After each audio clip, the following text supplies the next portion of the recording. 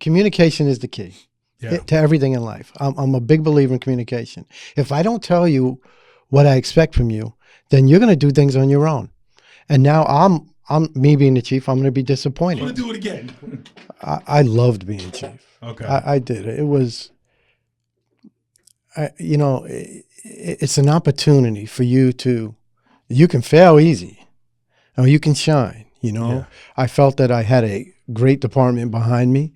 I felt that we had enough work to keep us busy, and I wanted to leave my mark. Welcome to The Firehouse, the show dedicated to the brave men and women who serve our everybody, community. and welcome to the Firehouse on WRHU 88.7 FM. I'm your host, Chris Moses, and today, sitting with me in the Firehouse is my boy, Teddy Smith. What is going on, brother? How you doing, Crystal? Listen, Captain. For y'all that don't know, today is actually July 3rd, so technically this is the holiday for businesses before July 4th. This place was closed and we opened it up for him. When he told me he could come down here, I called and I'm like, listen, I need y'all to open up the radio station. I need y'all to get him down here. I got him here. I feel special. Thank you for coming down to the Firehouse. All right, welcome. so I know a lot about you. We got a lot to talk about. Over 40 years? 44 years. 44 years of service. We got different departments. We got a lot to little talk bit about. of time. But for the audience that doesn't know you, can you give them your name? Can you give them your department? What ranks you've held? And we already said 44 years. Yeah. So we know how much time. So Okay, my name is ex-Chief Teddy Smith. Okay. I'm a Uniondale Truck 4 member. there we go. Proudly, Truck in the building. Protection Company 4. Before that, I spent 10 years in Roosevelt. Okay. My family was born and raised there, and they were all ex-chiefs. And I'm a fourth-generation chief, and they were all chiefs back in Roosevelt. I left Roosevelt as a ex-captain and came to Uniondale. Okay. And went up the ranks pretty much forever. The last 36 For years. as long as I've been in Uniondale, you've always been in some type of officer capacity. Yeah, I have. Whether it's chief or whatever. Well, you know me. I'm a type A personality. I go knee deep in, and for good or for bad. I love the fire department. I figure if I'm going to be in it, let me do it 100%. Everything I do, I try to do 100%. And I did the fire department. All right, so let's start from the beginning. We said Roosevelt, right? So I was reading your bio, and you said fourth generation. Right. So those generations all were Roosevelt. Right. I'm the first Uniondale. You're the first Uniondale. Chief. I did have a great uncle who was. Okay. You're a captain from Brookside. Yes, I heard. When Brookside first started back in the day with horses, member. he was a founding member. Benjamin Carmen. Okay. Yeah, he's long since. He passed when I was a little baby. He passed, but we're deep rooted in the fire service. So I guess this is to say you were kind of built. Yeah, I don't think I had a choice. You don't think you really had a choice? Like you started. Was there a juniors back then in Roosevelt? No. So you joined at 18. We didn't even have Scott Packs. Yeah. No, I joined. I left. After I graduated Roosevelt High School, I joined the United States Air Force and became a Special Forces pararescueman. Okay. So you graduated Roosevelt High School. Yeah. Look at that. Yeah. Listen, back in the 70s. Roosevelt, true and true. Yeah, back in the 70s. And okay. I was born and raised there. My parents, we owned a house. We did the regular family thing. Yeah. And when I was 17, I decided, my mom had to sign for me because you can't join the military unless you're 18. Yeah. I forced my mom to sign against her will, and I became a Special Forces pararescueman, which I'm extremely proud of. So just stop right there and start to cut you off. What made you want to do that? Like, what made you say, I want to go into the armed forces? I love sports. I was an all-county football player at Roosevelt, baseball player, and I enjoyed it. But I realized I'm not going to grow any larger. So my pro football career wasn't going to happen, So I said, all right, let me do something that'll really physically test me. Mm-hmm. And it did. Yeah. So I joined because I'm young and dumb, but I'm proud of it now. You look back in the mirror and you say to yourself, So what were you in when you were in there? I was a Air Force pararescueman. We rescued down pilots and So it was a big pararescueman. So you pararescue. Yeah. Pararescue. Yeah. So like, can you explain that a little bit? Like, what was your actual job? What were you doing? Okay, so we were the rescue squad of the Air Force. So if, All right. So when the Air someone- Force is in trouble, yeah, they call us. you. They call us. We're the special forces. You have the Green Berets in the Army. Yeah. You have the Navy SEALs in the Navy. Okay. The Air Force has a pararescue. Wow. Toughest thing I ever did in my life. Wow. And it has a 75% failure rate. Wow. And I did it. I was young and So you had to like, I guess, jump out of just jumped out of perfectly good aircraft. Yeah, everybody's. Yeah, but I was jump young. out and go get somebody. I was a baby. Save them and bring them back up. I was 18, 19, 20, 21 years old. Life was different then. It was definitely but different. that was then. Okay. So I decided I didn't want to do that anymore. Okay. And I got discharged. Thank you. Took my awards and everything, and I came back, and I was still had that inner burning. I was only in my early 20s, and I said, well, I was home for about a week and a half. I said, let me go join the Roosevelt Fire Department. No time. My dad was actually an ex-chief still there. Okay, he was still on the roster. There. My grandfather had passed. He's an ex. My three uncles are all ex-chiefs over there. Okay. And we go way back. But You're to leave that alone, I'm a week, and I said, let me join. So I joined Roosevelt Truck Company in the early 80s. And so I got to ask, you joined truck because that's where everybody was? That's where the family pretty family, much. All truck, nobody was injured? Yeah, it was a couple. They threw a couple of mistakes. They threw a couple of mistakes in there. No, but listen.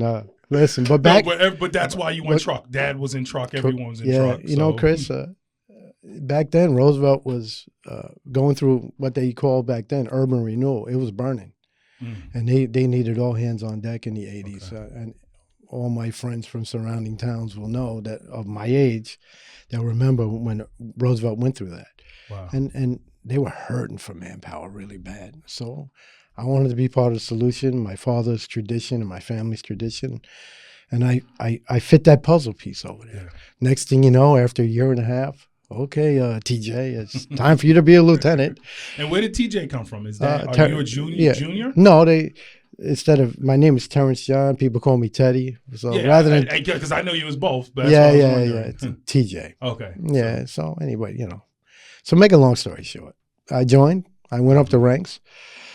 There was only about 10 people in Roosevelt Truck Company my whole time there. So you're going to hold some kind of rank. Yeah.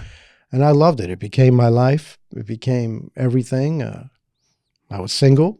I didn't care. We were getting 2 jobs a week back then. Imagine, Jesus. Right? I've had any and you got to remember, back in the early 80s, and anyone that sees this will know that the volunteer fire service, mutual aid was taboo. Someone else had said that before. See, when I joined, it was always mutual aid. Yeah, it's kind of like Scott. Like Scott packs. That was taboo too. Now we're all paying. Calling anyone to get help. Yeah. So when I got in positions of authority and I pulled up and there's only 3 firemen there, and I'm one of them, and I'm a lieutenant or captain, and I'm in my 20s. Mutual aid is a necessity, not a luxury. Yeah. So I started calling. I called Uniondale. Yeah. A lot. Give me 1-1-1, a truck, an engine, and a rescue. There we go. And Brookside. Then I started making friends in North America. Paul Wilder, a friend of mine. East Meadow. Bobby Hughes and Mike Finkelman, God rest his soul. Different friends of mine. Friends. When you start, depending on where you are, Hempstead Fire Department, a lot of help. And you had to twice a week, and you only have the same 10 guys fighting the fires. You got to put the fires out. And I did the best I can as a rookie captain, lieutenant, So, is that more of going into rank was like, because you said there's only 10 guys here and they're like, hey, Teddy, it's your turn. Did you want to do that or? Well, the natural progression for a Smith man is you're going to be a lieutenant captain and you're going to be a chief. And I left Roosevelt. I ran for chief. I won, but then I moved out of the district. But anyway, because I moved to Uniondale. But make a long story short, natural progression. I enjoyed it because if you're going to be a fireman and I'm going to make every call anyway, might as well. I love for it. I loved it, and the horns would sound, and the old pagers, plectrons would go off, and you just knew back then it was a job. That made it more fun. It was dangerous though, because you did some Superman stuff. Much different. Yeah, but so you were. In the heart of Blue Point, New York, the Johnny Mac Foundation stands as a beacon of hope and resilience. Founded in memory of FDNY firefighter John F. McNamara, who lost his life to 9/11 related cancer, this foundation embodies his enduring motto, whatever it takes. To supporting first responders and their families, the Johnny Mac Foundation is committed to making a long-lasting impact. Join us in honoring John's legacy and making a difference. Visit at johnnymacfoundation.org to learn more and contribute. But so you were in Roosevelt, you end up leaving Roosevelt, move over to Uniondale. Correct. Of course, anywhere you move, you're going to be looking for the volunteer service. Right. Not to mention it's right next door anyway, right? So you're going to join there. Right. And you join Uniondale. Again, you go to the truck company, right? Right, because I was now you got to remember, I've been using Uniondale at that point for mutual aid. Right? Yeah, so I'm friendly with most of Uniondale Truck Company. Okay. And some of Brookside. Yeah, because Brookside went to right. To Roosevelt. So it was like one big department, and I got a lot of heat in Roosevelt because I use mutual aid a lot. Wow. But we only have 5 people showing up, need help. And the block's on fire. I don't know what to tell you. And so the taboo thing of mutual aid kind of went away because it was a necessity, and people knew. That is so crazy, because I heard the last person I interviewed said that same thing, and I'm like, what? Yeah. You didn't? Was it now was it's it a machismo thing? Yeah. Like my department can take care of just this. like wearing no Scott. Listen, it was just like wearing no Scott pack. It was time. It was that. Yeah. Machismo. Hey, we got this. But you realize soon enough, I'm on my 3rd bottle. I can't. I need help. I need some help. Right, and that's just the way it was. It's not that you're less of a man. No, it's just common sense. Yeah. Yeah, it's safety for everyone involved. Because listen, we're not getting paid for this. So true. So true. So you're now in Uniondale. Yeah. Do you remember your first call being in Uniondale? Then Roosevelt gets called, or Roosevelt calls you. Is it weird or no? Because you know everybody. I was absorbed into Uniondale Truck Company rapidly. Okay. Like I said, I had many fires under my belt working with them. As a matter of fact, I don't know if they ever did this for anybody, but the Board of Fire Commissioners made me an ex-captain when I joined Roosevelt, Uniondale Truck. I crossed over. That's because of the time and all what you've had over there. Yeah. So I didn't wear the badges because I didn't want to, rough anyone to feel. Right. And it's the paperwork's in my file. But I said, you know what? I'm not going to do that. I'm just going to, as soon as I can in Uniondale, I'll run for lieutenant. And I'll run for captain, and I'll pay my dues here because it's only fair to the guys in Uniondale, And I joined Uniondale Truck, and there were 37 members. I didn't know what to do with myself. Especially coming from 10. I came from 10, where those 10, 5 of them were over 60. Wow. Yeah. So you're like, it was 4 of you all running calls. I had good friendships when I first joined, and I was lucky. I got absorbed quickly. Well, that saying, trial by fire. Mm-hmm. So Uniondale enjoyed the work when I brought him into Roosevelt. Now it's me coming to Uniondale, and bringing that in. I love that. I love that. Chris. So you get into Uniondale. You're in Uniondale, right? And again, you said you're gonna run as soon as you can, right? Well, yeah. How long before you were chief? Like, did you just go through each rank and no? Just kept going? 4 years. Or you took some time? 4 years. About 4 years. So I became. I was in Uniondale a year because you have to be here a year. I ran for second lieutenant. I won. I ran for first lieutenant, and the young man that was in that rank had to leave for other reasons. Okay. So I got promoted quickly, thus becoming captain quickly. So in the first 4 years, I was already a real ex-captain in Uniondale, and as the next captain, you wait a year and you run for chief. And I won 0-2 in Uniondale in 94, 95. Okay. I became second assistant, and it's what I always wanted to do anyway. And I felt I was ready. What are you doing work-wise at this moment? From Roosevelt to Uniondale, where are you working? What are you doing? How are you finding time to do the fire department and the job? It was strenuous. I'm not going to lie. I became I worked for the Nassau County Sheriff's Department, became a correction officer at first in the 80s. Okay. So there was mandatory overtime once again. So you were already a correction officer when you were in Roosevelt and moving over to Uniondale. Correct. You're already a correction officer. Correct. So I took that with me. Okay. Yeah. You know, it was a lot of overtime. It was hard. It was very strenuous. There wasn't enough hours in the day. But I made it happen. I can't even look back and say how. It worked. Self-sacrifice, honestly. You make it work. Yeah, you make it work. You know, we all, in what we endear in our heart to do, we make time to do it. So you're in there. You're a correction officer now, and then where does the undersheriff and all of that come in? Like, what is the rankings of that? Because just for everyone that doesn't know, you were the undersheriff in Nassau County. Right. So that's like, can you tell me the ranks? There's the sheriff and then the undersheriff. There's so it's just you two. Right. There's run everything. There's officers, there's corporals, sergeants, lieutenants, captains. And they're all unionized. They're all unionized. They're all under the undersheriff and the sheriff. Wow. In the Nassau County Sheriff's Department. I made undersheriff. Okay. And I did that for 10 years. My last 10 years, and I'm sorry. Then I retired, and after 32 years of service. Okay.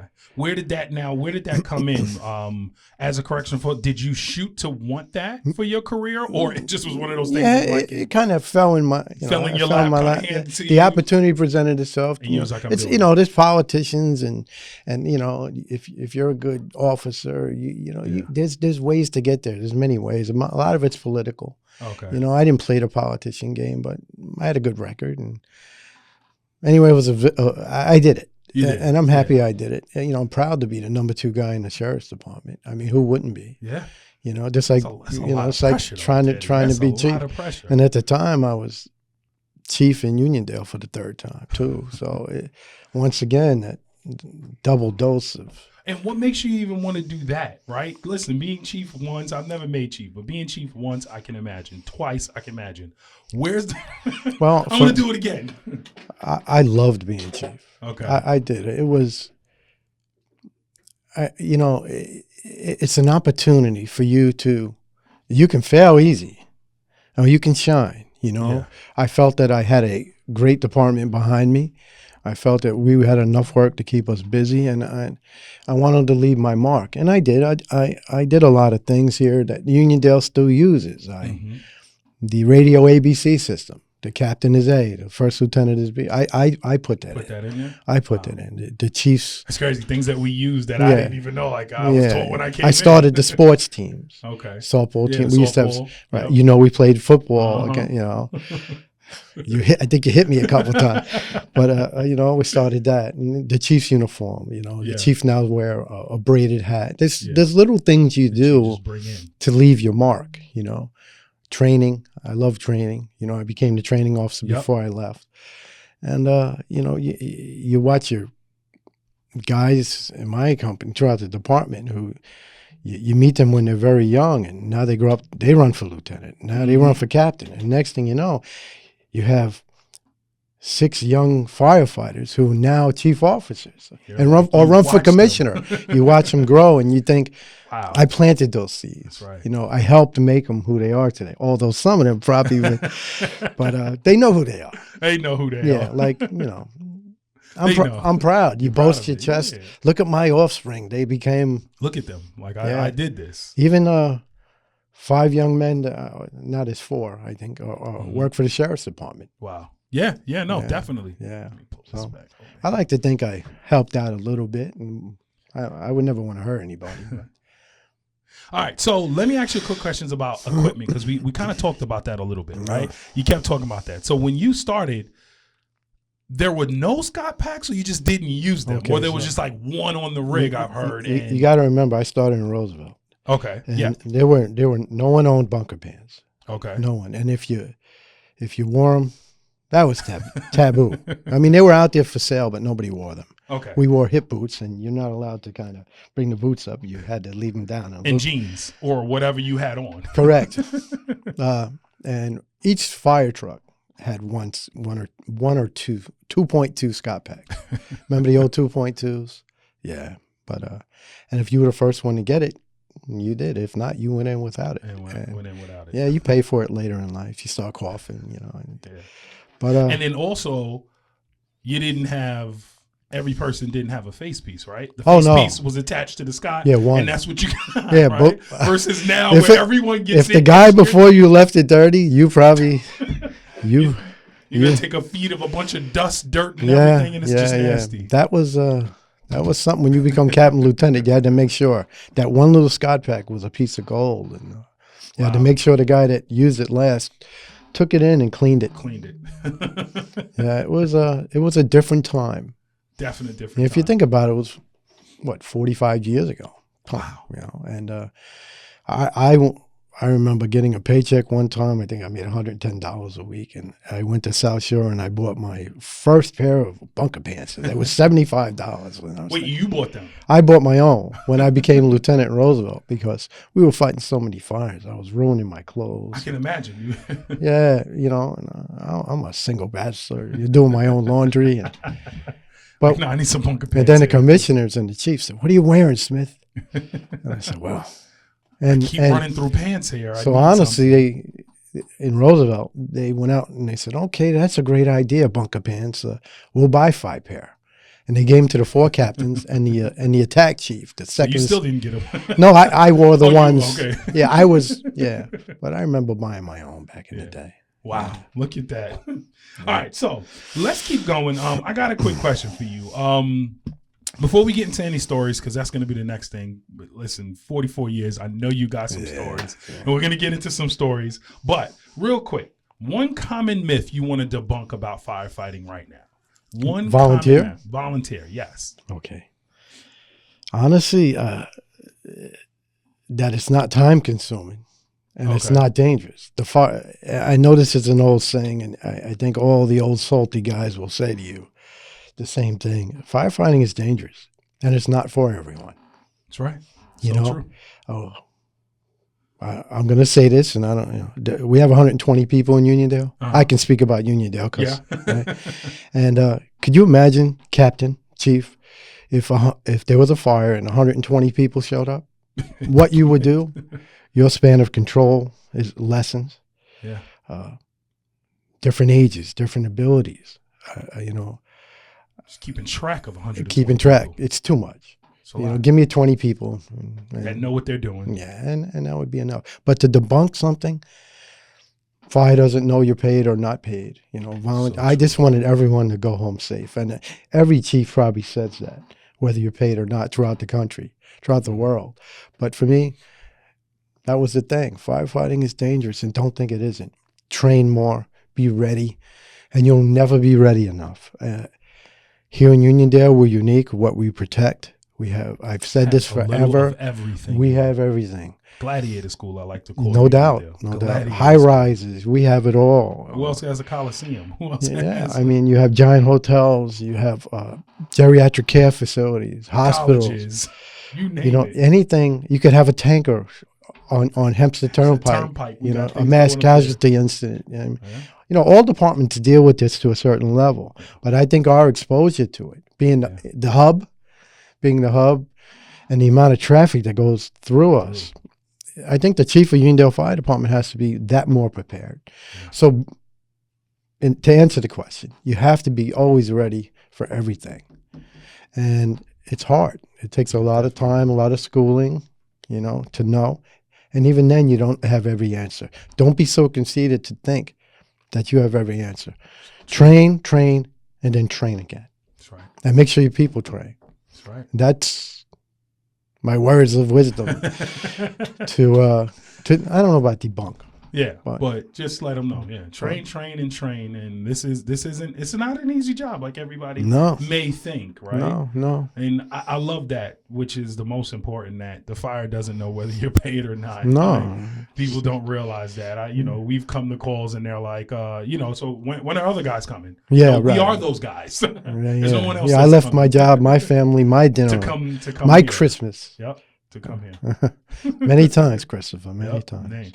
All right, so let's get into these stories. I know we got some stories, 44 years of service between Roosevelt and Uniondale. I know we got some stories. So what you got for me, Teddy? What you got for me? Well, and which one? there's do good you and bad. rather? I know you said we do both, but do you rather Teddy? Do you rather TJ? No, Teddy's fine. Yeah. Teddy's fine. You know me as Teddy your whole life. Teddy Yeah. my whole life, but Yeah. but then people do call you TJ. Teddy. Teddy. Okay. That's what everybody knows. Or Yeah, TJ. It doesn't everyone. matter. Okay. You want to hear stories, right? So everybody wants to hear old salty stories. Yes, but for me, obviously the tragedies of 9/11. Yeah. You know, you live with that every day. Where were you in that? Like, were you? I was working in the sheriff's department, and but were you an officer in Uniondale? Obviously Uniondale, but were you an officer or just? I think I was an ex-chief. Ex-chief. Yeah, it was one of those years I didn't Took have a break. Yeah. And I was at work, and my supervisor, who was a captain in Levittown at the time, he's also a volunteer fireman, calls me in. He's like, come on in and look at this TV real quick. He's like, a plane just hit the Trade Center. So me being me, I look at it and I said to him, I said, that's an airliner. That's not a small airplane. Yeah. It's going to be at least a borough call, Manhattan. You know, it's going to be something big, and it's 85 stories up. Mm-hmm. You know, the jet fuel. And so make a long story short, I knew they was going to be there. But he says to me, you think they're going to call anybody from Nassau County? I said, I think it's a strong possibility. And sure enough, bro, what was it 30, 40 minutes later, the second plane hits, and he says, go.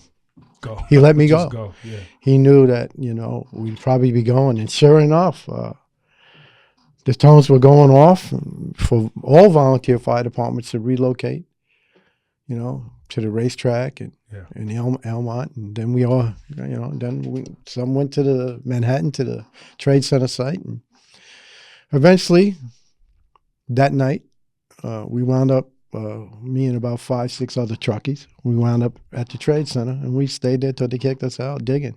Wow. You got to remember all my time in the fire service and making friends throughout the volunteers, Hempstead, you know, Roosevelt, North America. You make a lot of friends, and every year we would have a golf outing to Myrtle Beach, if you don't mind me saying. Yeah, no. So sometimes we'd have 80 guys go on this golf outing. And we went for 15, 20 years.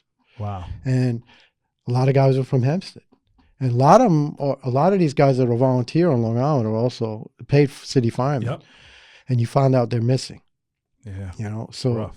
And you know, you just had 6 months ago, you just had dinner with them and you just golf with them. Yeah. And honestly, it's heartbreaking. Rough. So you're motivated to sit there and dig as they would for you. Yeah. You know their families, something, and you know their kids. And I mean, do you mind talking about just a little bit of that? I just want to understand, like when you're saying the dig, you're literally like pulling rubble until your hands bleed and pulling rubble off, right? Yeah, you know, every fireman that was there will tell you.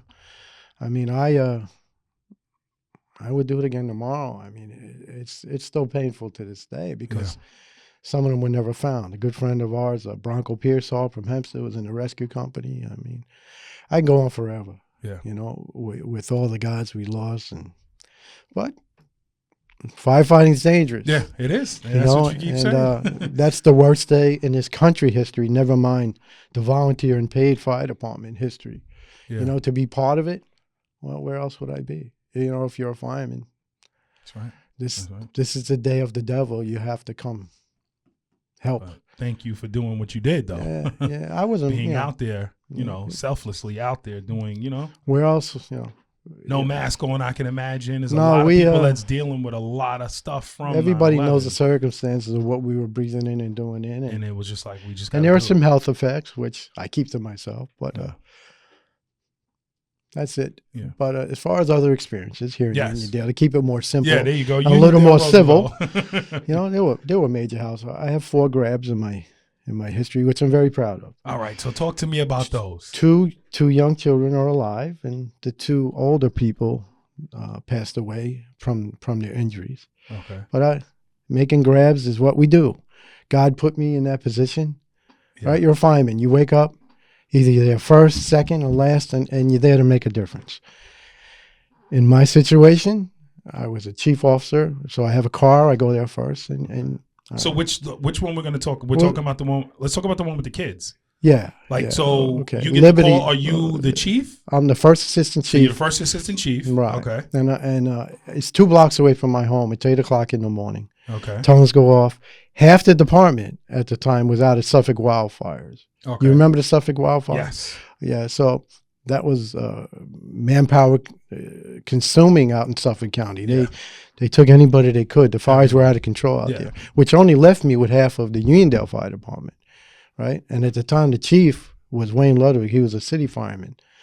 So he was at work or out, but he wasn't in Uniondale. So I'm the first assistant. Tongues go off, fire call for Uniondale with a house fire, possible people trapped. Sure enough, I pull up and the cops are screaming. There's a little girl in there, possibly an infant. So I get to the front door, and ex-chief Tony Baca, who lived across the way from the house, flames were coming out the kitchen window. It was a 10. I transmitted to 10, and I'm waiting for the first unit to get on the road because I know where manpower is strapped. We had deployed so many people to Suffolk County. Yeah. So I grab my radios and I run in, and I didn't put my gear on, which I should have done instantly. But Baca, ex-chief Baca is there with a garden hose at the front door, fighting back the flames. But, a garden hose can do something. It can do something. Like a water can. So I go in under because, they said the little girl was 5 and the infant. So now when you pull up, though, you said it was blowing out the kitchen window. Exposure 4. Okay, so it was blowing out exposure 4. So the house was just starting to bank down. Okay, so it's just going. So you're like, let me the front door is tenable. Yeah, So, it looks I can get in here. We're firemen. We make a decision. Can I do this or can I not? It's back there. Besides Tony with the garden hose, I'm the only fireman. Someone's in there. So now the stakes change. Yeah. This is where the brave heart, whatever. The people called the fire department in hoping we will save them, and in this case, it worked out. So before you keep going, I just want to know if you remember what is going through your mind at the moment that you hear there's someone trapped in there. You see exposure 4 going. Baca's there with the hose. Right. It's starting to bank down. Is there a second what is going through your brain at this moment? I'm the only hope this child has, or the other child, which is supposed to be in the back of the house. Wow. And for me to make it from the front door to the back of the house, you got to go past this fire. Yeah, So I go halfway into the living room and I realize it's getting, there's no water suppression. Only him with a garden hose. But he's fighting it. He's doing his thing. He's protecting me. He's doing what he can do. Chris, you know how it is. So I go out, I go to my chief's car and I put my gear on. And now I can Superman it because I have my gear on. So I crawl, I go in, past the living room. I go, kitchen's starting to blow out in the hallway. And fortunately for me, her bedroom was first bedroom on the left down the hallway. Okay. Right? And with a bathroom across from that. So I checked the bathroom quick because I know kids. They get scared. They jump in the tub. They do what they do. Sure enough. And at the time, I had a 5-year-old daughter.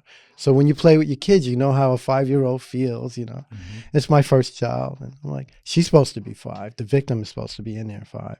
So I crossed the hall, and now I'm in her bedroom. I didn't know it was her bedroom. And I do my search from right to left because I'm right-handed. Yeah. And I come across, and I feel something soft under the bed, and it's her. Wow. And I pull her out. She's unconscious. Is that like instant relief right there for you? Yeah. I got her. Yeah, but she was unresponsive. So the first thing, we're all firemen, right? So we don't want to rescue a body, right? We feel like, especially a baby girl. Yeah. For me, it was...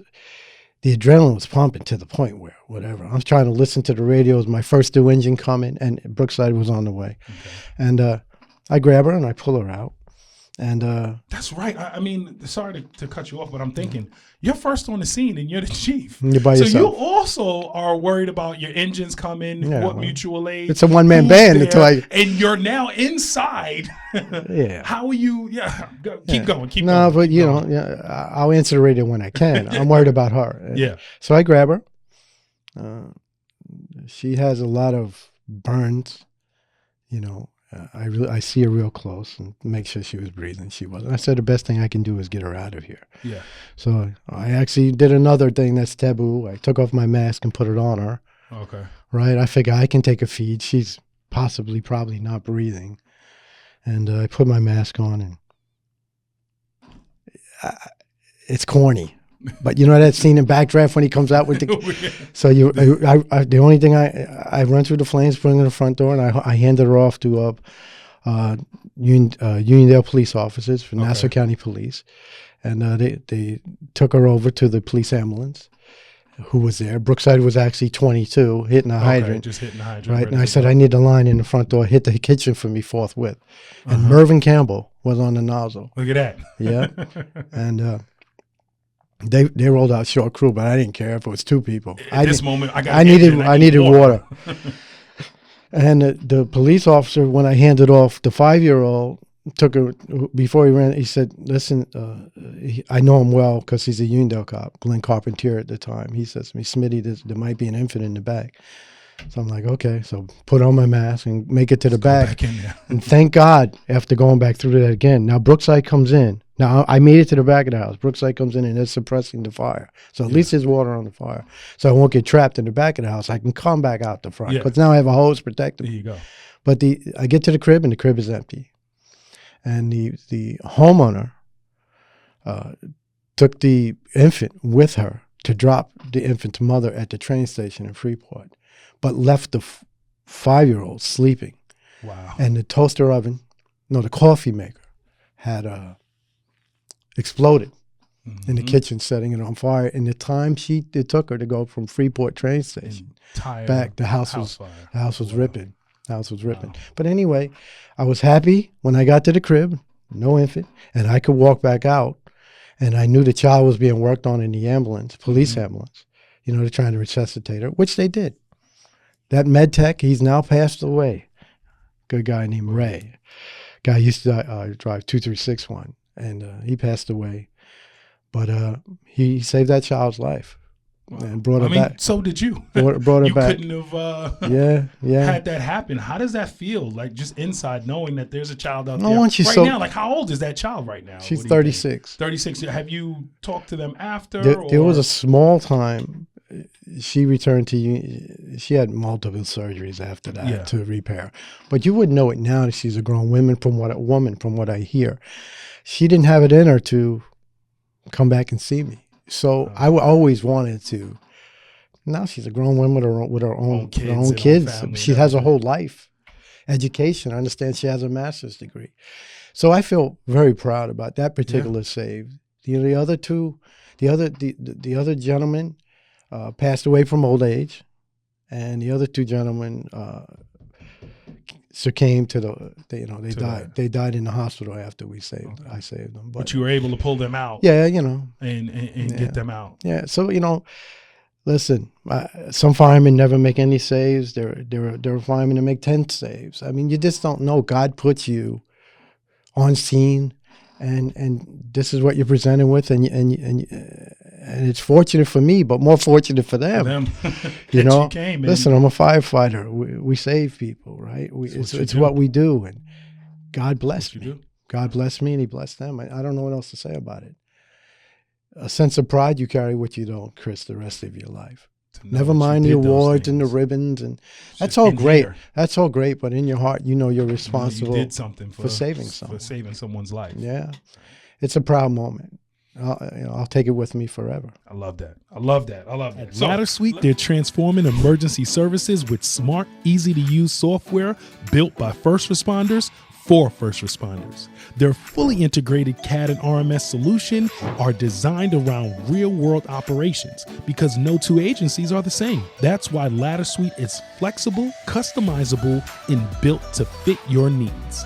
Hosted on secure, redundant cloud services, their platform delivers reliability you can count on when it matters most. And with a dedicated support representative for every agency, they're with you from onboarding to daily operations. Ladder Suite, built for the mission. And if you head over to their Instagram, drop a comment and let them know that the Firehouse on WRHU 88.7 FM sent you. I love that. So I got a quick question I want to ask about FD&Y, right? Because a lot of people are in the fire service, volunteer fire service, and then they go into FD&Y.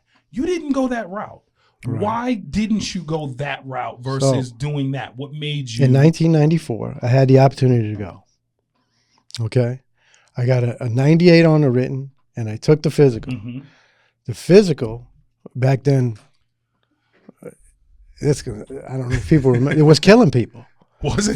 The physical agility test was For killing. FDNY. Yeah, I mean, yeah, people passing out, dying from, whatever. So I took it. I scored high. I got a 98 instead of 100. And that was the difference. So instead of being on the top 500, I was like number 1,500. Wow. But I already was with the sheriff's department. You're already working with them. Making my living, knowing what I'm going to make without the commute. So I made a conscious decision to say, even if it's support, even if I wanted to be a fireman, right? But I took the sheriff's department route instead, knowing this is my opportunity for FDNY. I'm going to bypass, and that was in the 90s. So with 2001 being the trade center, 9/11. Did that decision save my life? Yeah, probably. Yeah. Probably. Didn't even think right? about that. Yeah. So that's another thing. You drop to your knees and you say to God, thank you. Thank you for leading me, making that decision to stick with the sheriff's department instead of the fire department. All my brothers that passed away, all of our brothers, many people, and so do I. FDNY. Yeah. Godspeed. I don't know what else to say about it, but you make decisions in life, and that was one of those decisions. That was one that I did. That you did. Yeah, I just wondered that. So, another question, right? Because we said TJ, we said Teddy. Yeah. But in Uniondale, you're not known as that. Right. You're known as the Godfather. Well, so I need to get into where did that come from? Did that come from Roosevelt and came with you, or was that a Uniondale thing? Where did the name the Godfather came from? Because when I started in Uniondale, that was what I was introduced. Like, oh no, that's Teddy, that's the Godfather. I was like, who? And I'm coming in. Remember, I'm an adult. I'm 25 with a kid. I'm like, the what? The Godfather. Well, when you were 25, I was probably 40. Yeah. So as you get older, and your reputation, is in front of you, and you've made a couple grabs, and people can learn to depend on you. They seek out other advice from you, personal advice. They seek out a career path. I don't know. Maybe they don't have a strong parent in their home or whatever they did. Whatever role I played in people's lives, it morphed into, let me go to Teddy for advice. Yeah. Never mind firefighting. Firefighting, that was something over here. And like I said before, setting people on their path when they're in their 20s. They're going to make decisions in their 20s. They can retire when they're 50, 55. If they do the right thing at 25. That's right. 25, 30 years goes by fast, Chris. Yeah. Trust me. I thought I'd be 30 all my life. So, you're good. But, they would sit around in the firehouse. Let me ask Teddy what he thinks. Should I work at Burger King or should I take civil service exams? And me, being with the sheriff's department, take those exams, I said, take every civil service exam you can, because there is a retirement plan. Yep. There's benefits to that. Now, they're tough jobs, but life is give and take, Chris. Right. And now you can retire at 25 years, 30 years, 55 years of age with some of these civil service positions. Yeah. And besides the firematics, which I love to teach, right? I'm not going to if I learn something fighting a fire, I'm not going to keep it to myself. That would just be dumb. Yeah. Right. So I'm going to try to teach anyone that'll listen. That I've learned from you, and you've said it to me many of times, and it stays up here, and it's actually something that I actually tell other probies, which is what you talk about, each one teach one. Chris, it's a box over a box. That's what it is. Listen, I've been trained, Brookside, the guys there have been my mentors ever, but that is one thing I know. I'm glad you remember that. That I remember from you always telling me, Chris, it's a box over a box. That's what it is. It's a box over a box. That's our bread and butter. A box over a box. Don't worry about it. Go in there and go do what you got to do. Right. A house is made of different boxes. Living room, 4 walls, and a window. Break the window, force the fire out, overhaul the room, and the fire goes out. And that's it. We make it hard. We overthink it sometimes. Yeah. It's a thinking man's game. Yeah. Fire's out to get you, but you can be smarter than it sometimes. And I guess But don't take it those for things- granted. No, not at all. But those are the things that I guess. Well, thank gave you for and dealt recognizing you that. Godfather. No, definitely. Yeah. Because I remember that, and I literally will teach other probies that. Even if you get a box. warehouse, it's a giant box. It's a box. That's Yeah. it. You 4 got to walls. put out the content. You have to find the walls. They're pretty big and Yeah. far away. Yeah, but it's but- still a box. That's what Still it a is. box over It's a still- box. Still a box. I try to keep it simple for me, especially as a chief officer. When I deploy my troops, just like in the military, deploy your troops. It's the same. It's a fight. Yeah. It's a fight. It's trying to get you. In the military, they're trying to get you. Yeah. You know. I love it. All right. So, All right. listen, before we get into some more stories, we got to play a game that we call the flashover, all right? I've In se- I've this game, you've seen this. seen this game, right? Where I'll ask you 2 things, Android, Apple. I actually never asked Right. that. But 2 things, and you got to give me the answer, all right? Sure. We're going to do some movies and TV shows. If you haven't seen them, just say I haven't seen them. But we're going to do some other stuff as well, all right? I've seen them all. Young You've man. probably seen them all. All right. Godfather, Yes, sir. are you ready for the flashover? Hit it. All right, let's go. First thing that we got, midnight call or 5 a.m. call? Which one you going? I think that the 5 a.m. call has a tendency to be a little more dangerous for us and the civilians involved. Okay. 5 a.m. So 5 a.m. you're going to Right. that. Most people can still be awake. I mean, at you're 12. going to everything, but I'm going to everything. But 5 a.m. Given is, one or the other, 5 a.m. is probably the real deal. is the real deal. Okay, so because of your time, I got to ask this question: old school leather or How's that? modern composite? Don't even ask. Leather. Even though it's heavy, I we're know. still- I know. And this- only recently, in the past 5 to 10 years, I realized that the lighter is good for the next. But it's hard to give up tradition, Yep. especially me with over 100 years of. Yeah, that's what you've always Right. had. That's what it is. And Yeah. for everyone, I need my leather. I got to get my Yeah. leather. Get it Until you salty. put it on, then you'd be like, wow, man. Yeah, this get thing it. is- The saltier, the better. I Yeah, get it. saltier the Yeah. better. Yeah. All right, talking about salty, right? Yeah. You pull up to a call, and the chief is there. You could be ex-chief, whatever, whatever your rank is at this time, but there's like, listen, I need you to go in here, go do your job. There is a young rookie, and there's a salty old vet. Mhm. Pick one you're going in. Which one you going I'm taking the rookie with me because I Taking the rookie? want to protect him from himself. with? Okay. Explain that. And Protect teach him him as a- from himself. Teach him as I go. And teach as you go. Listen, the rookie can't go by himself. So the salty old vet, I'm an officer or responsible for the team, right? Is that the scenario? Yeah. So the salty old vet can probably go do something by himself, Yeah. but the rookie cannot. It's not even a decision. I have to take the rookie with me Got it. and teach him as I go. And check. Okay. Because one day he'll be the Yeah, salty old. there you go. If we do our job right. If you do it and teach them. All right. Summer heat in gear or winter cold in wet boots. Pick your punishment. Pick your punishment. I don't like the cold like that. I'm going to take the heat Gonna because take you the come out, you hydrate. Yeah, both of them stink, but I'll take the heat. Okay. All right. Officer seat and you're the third due, or chauffeur duty and you're the first due. Which one you picking? Depends how old you are. I like being the boss, the captain, or the chief. I like that. I don't like the third dude thing. so I'll take the rig. You'll take the rig. Yeah, I love my rigs. I help build them. I know them like the back of my hand. Explain what you mean by help build them for people that don't understand. Right. Because they're thinking you literally, No. explain what you mean by help You build actually them. go to the factory and from the tires to the roof, you design every function of the apparatus of the trucks. In my in truck company protection, we have 3 rigs, and I had a hand in planning and building, not building with my hands, Yeah. but sitting with the engineers. You're literally, though, building it. 'cause Right, You're you're telling sitting them with- what you want. Right, you take a trip to the factory and Yep.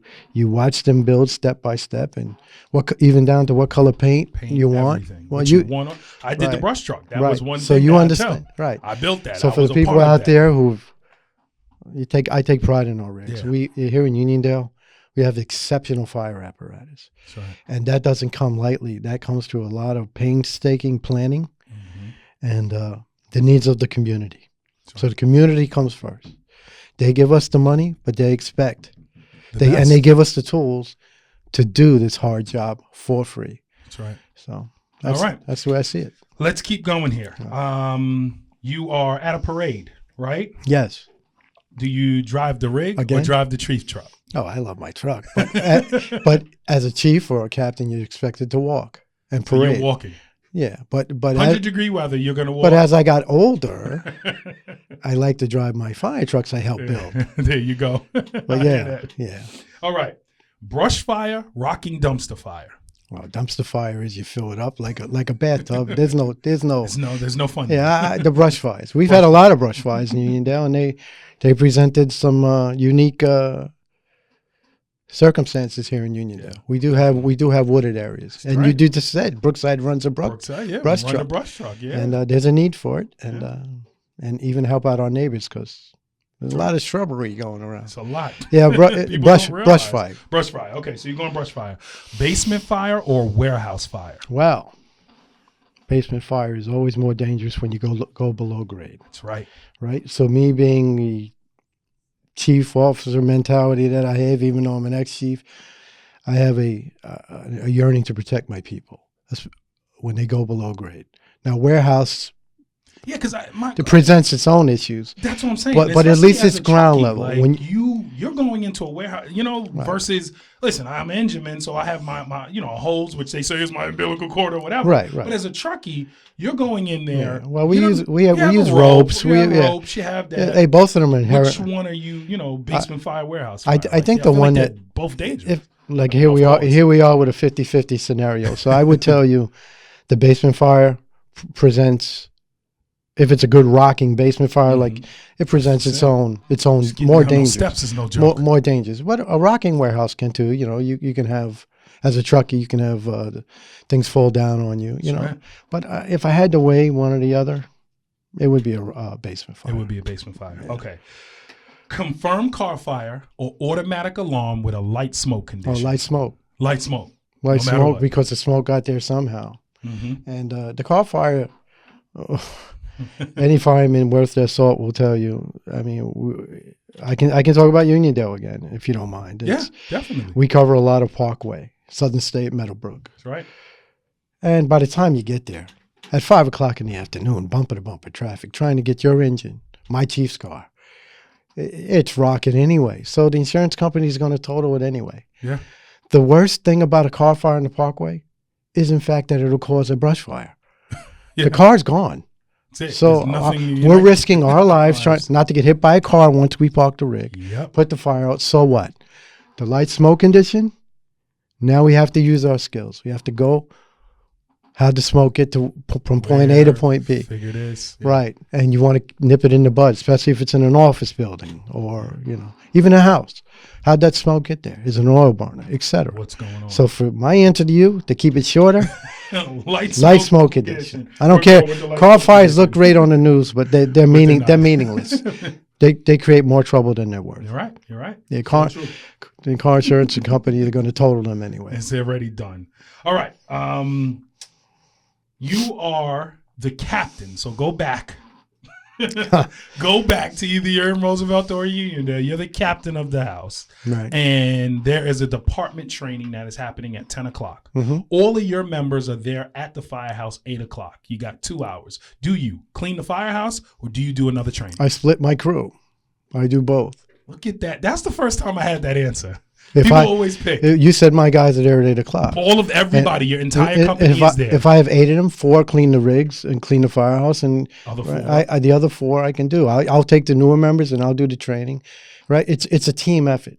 I'll split it. That. I'll split it, but the training is paramount. That's right. Maybe I'll leave it until we come back, and the firehouse has to be cleaned. There's no doubt, but it's a matter of priorities. Yes, so true. I love that. No one's ever gave me that answer. Everyone always picks one. No one's ever said to split. Listen, you're a captain.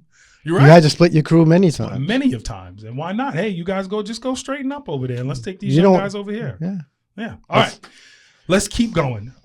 We play a game within the flashover called Suspended or Not. Okay? Oh, okay. So suspended or not. Yes. This is the question. The answer from you is either suspended or not. Okay? Right. All right. At a call, 2 members all out fist fight. Suspended or not? which happened to me when I was captain. Well, We're even going to go into that story. I probably would make them both go sit down on a rig, a separate rig to stay apart.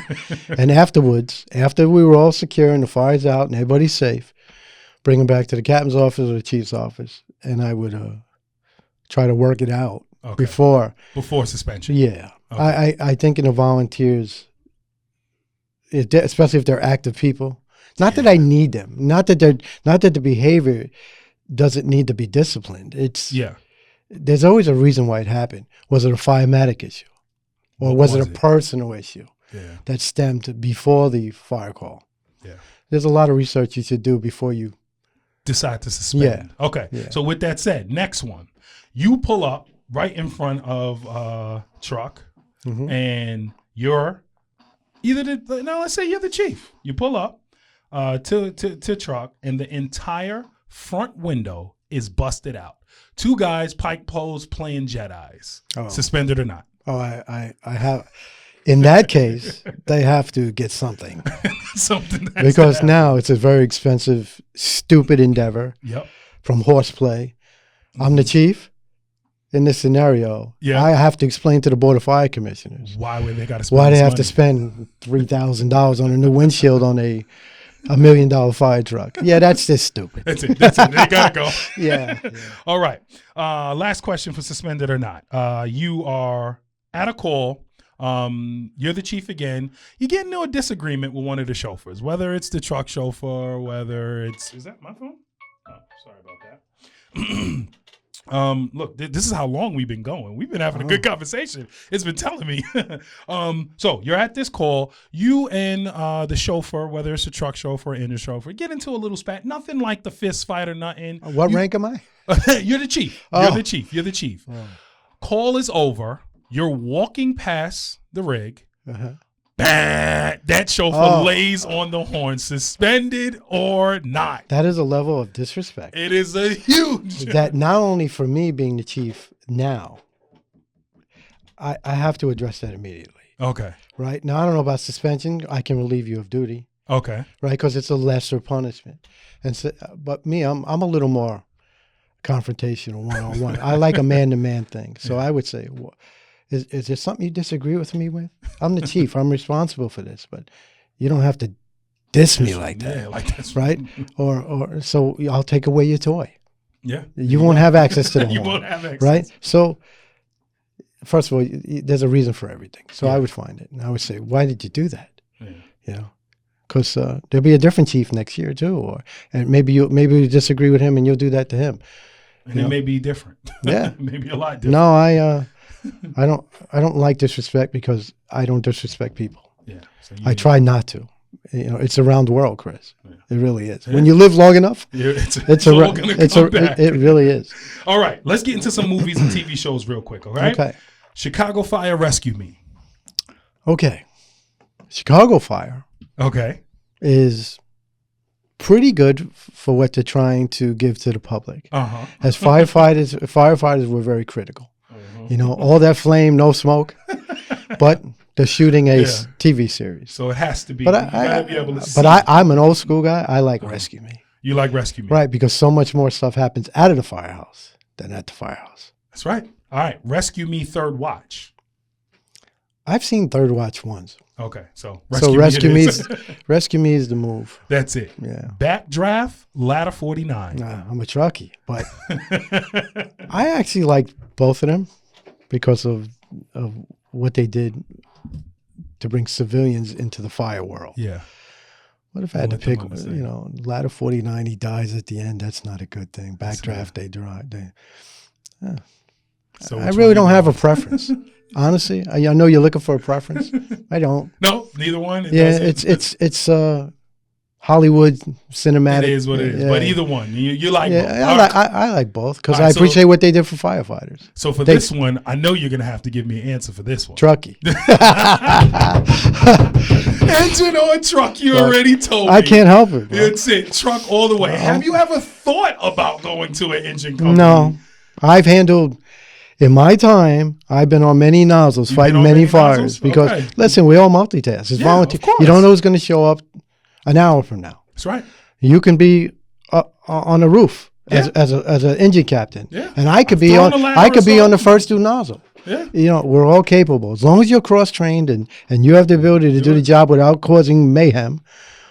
Here in the this is not FDNY. We don't know what's going to show up tomorrow. We don't know what's going to show up. What's going to happen? I hope that answers your question. No, that definitely answers my question. Yeah. All right, so I got a couple more questions before we get out of here. One or two more questions. In a whole, how has being in the volunteer services changed your life? Camaraderie. Okay. It reminds me of the military. When there's life or death issues. I guess I take it to an extreme being a veteran. I mean, those are my brothers. Leave no man behind. I mean, even if I know that sounds kind of corny to regular people. Why would you risk everything? They're your brothers. I mean, in life, there's danger. It's funny that you say that because that brings me into another question of the camaraderie, right? How do you maintain that? You've been a chief 3 times. You've been officer in the officer rankings. You said lieutenant 15 times. Yeah, I lost count. Count. But how do you keep that camaraderie? You know, how do you keep that? You got a bunch of type A people in the firehouse. Yeah. Everybody is this way. How do you keep that as a chief? Not of just your company, right? Because that's all I've dealt with is being a captain. So that was hard enough. But now taking 4 companies, all different personalities. You got captains like me, and each one. You were a captain under me, I think. Yeah. I was. Yeah. One that are, hey, no, Brookside, Yeah. How do you take all of that? You tame it all down. Keep that. How do you do that? You know, I would go to the 4 captains and I would say, this is what I expect, right? You already, listen, communication is the key to everything in life. I'm a big believer in communication. If I don't tell you what I expect from you, then you're going to do things on your own. And now I'm me being the chief, I'm going to be disappointed. Where if I told you in the beginning before something happens, and now you can't foresee everything, but if I tell you what's expected, and then you know the rules of the game. Yeah. The rules, the way to fight a fire, what time to show up for parade, your trucks to be clean. But you would know that. The camaraderie is respect, mutual respect, right? I respect what Brookside and Manor does. I respect what Company 1 does, EMS, right? We all have this is a puzzle. We all have our puzzle pieces. That's right. And we're all a joint unit to work in unison in organized mayhem to save the public. That's right. And ourselves. And yourself. We're important too.